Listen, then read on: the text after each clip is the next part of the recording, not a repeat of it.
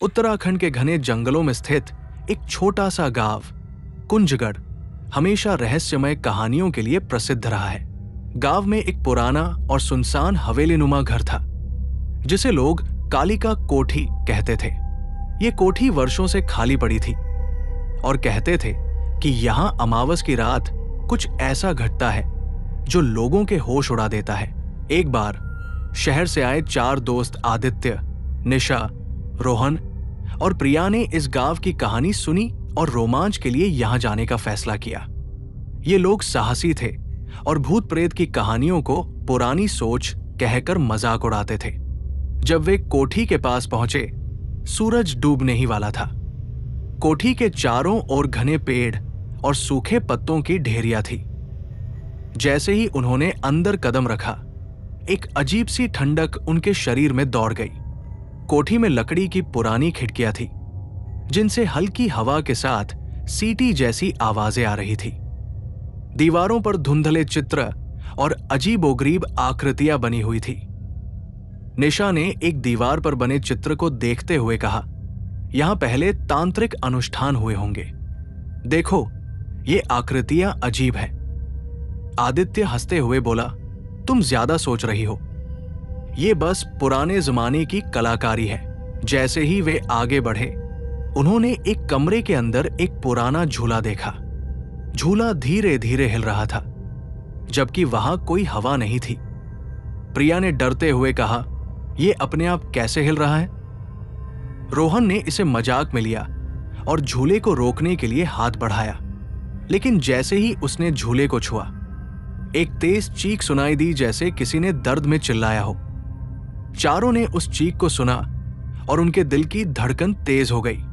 वे समझ नहीं पा रहे थे कि यह सिर्फ उनका भ्रम था या सचमुच वहां कुछ था। कमरे के एक कोने में उन्हें एक पुरानी किताब मिली जिसके पन्ने पीले और जले हुए थे। किताब के पहले पन्ने पर लाल स्याही में लिखा था, जो भी इस किताब को पढ़ेगा उसे अपनी परछाई से डर लगने लगेगा।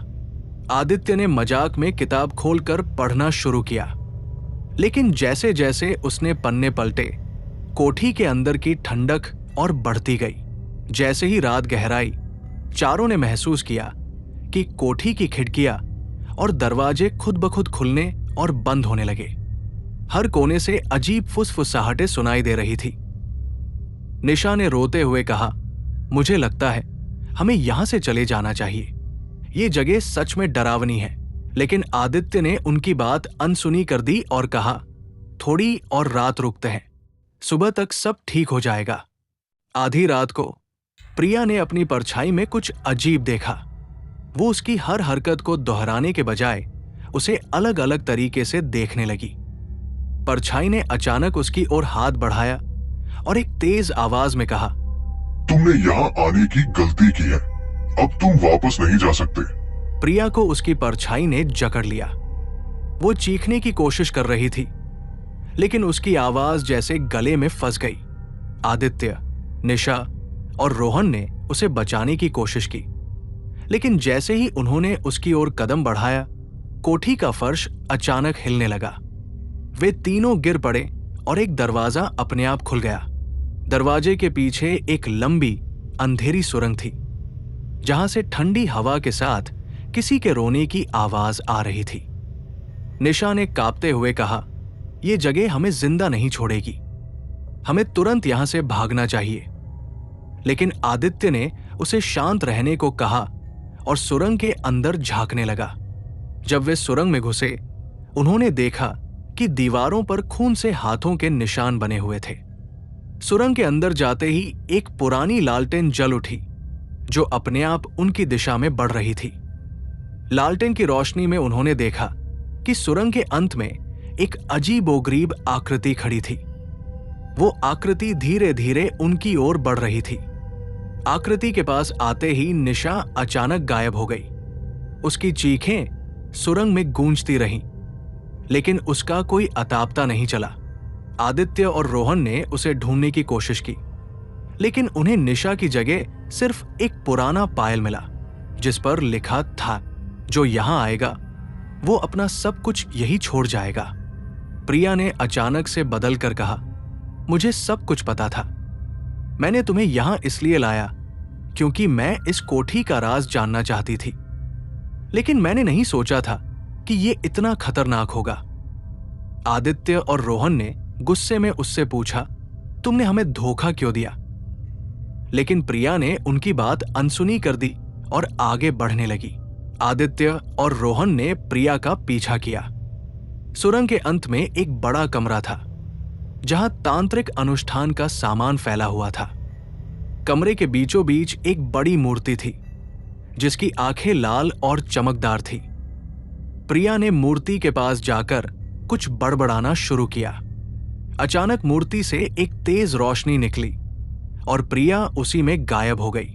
आदित्य और रोहन समझ गए कि यह जगह सिर्फ एक कोठी नहीं बल्कि एक शापित स्थान थी जहां आने वाले हर व्यक्ति को बलिदान के रूप में लिया जाता है। वे बाहर भागने की कोशिश करने लगे, लेकिन कोठी के दरवाजे और खिड़कियां खुद ब खुद बंद हो गई। आदित्य और रोहन समझ चुके थे कि यह कोठी कोई साधारण जगह नहीं थी। हर कोने से अजीब सी सरसराहट और चीखें सुनाई दे रही थी।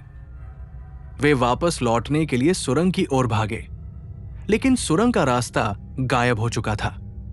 उसकी जगह अब दीवारों से खून टपक रहा था और फर्श पर उन लोगों के पैरों के निशान खुद ब खुद बन रहे थे। अचानक कमरे की बड़ी मूर्ति हिलने लगी।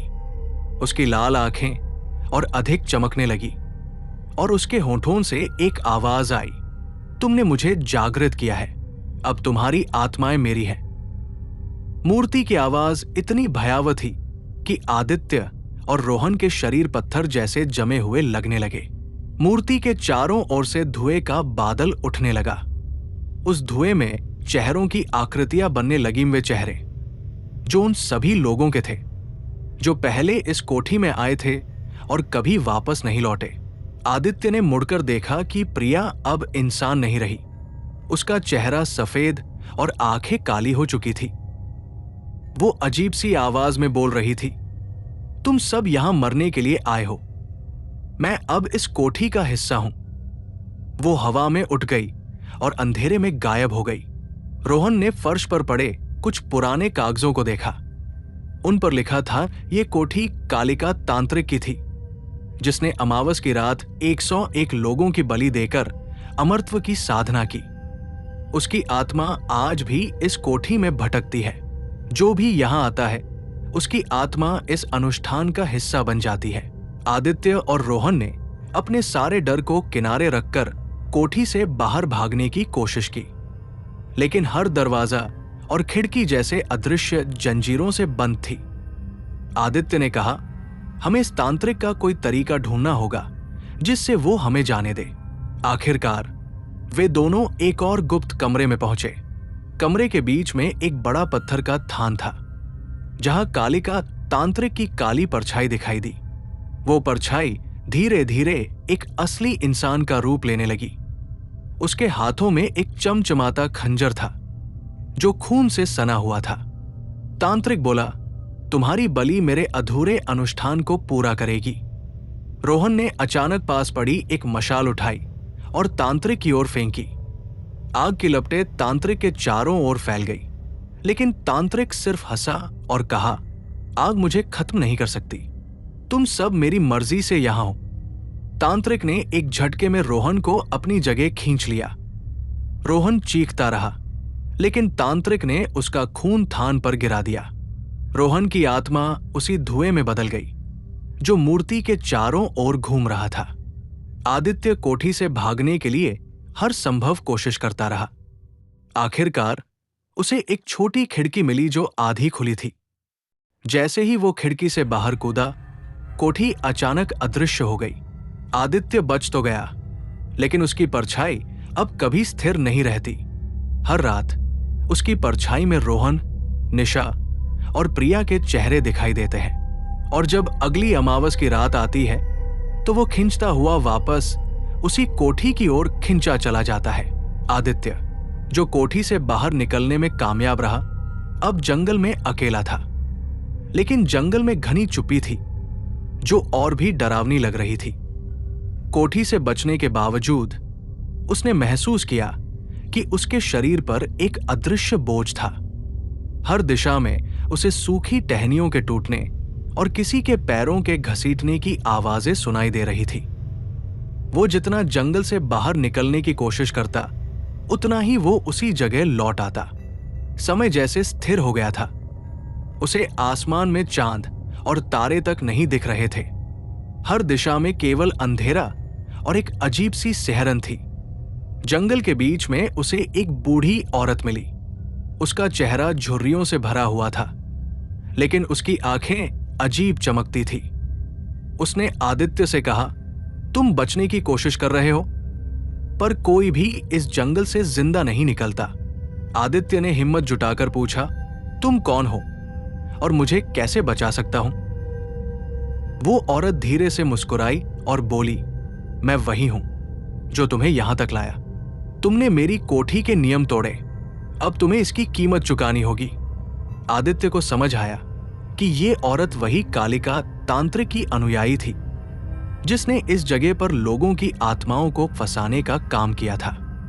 लेकिन वो जानता था कि अगर उसे बचना है तो इस औरत से सच उगलवाना होगा। आदित्य ने कहा, मुझे बचाओ और मैं तुम्हारे रहस्य को किसी से नहीं कहूंगा। औरत हंसी और बोली, बचने का एक ही तरीका है, तुम्हें अपने उन दोस्तों को वापस बुलाना होगा जो तुम्हारे साथ आए थे। उनकी आत्माएं अनुष्ठान का पूरा हिस्सा बनेंगी, तभी तुम मुक्त हो सकते हो। औरत ने खुलासा किया कि यह कोठी एक प्राचीन बलि स्थल है, जहां हर 50 साल पर अमावस की रात अनुष्ठान दोहराया जाता है। इस बार आदित्य और उसके दोस्तों को बलि के लिए चुना गया था।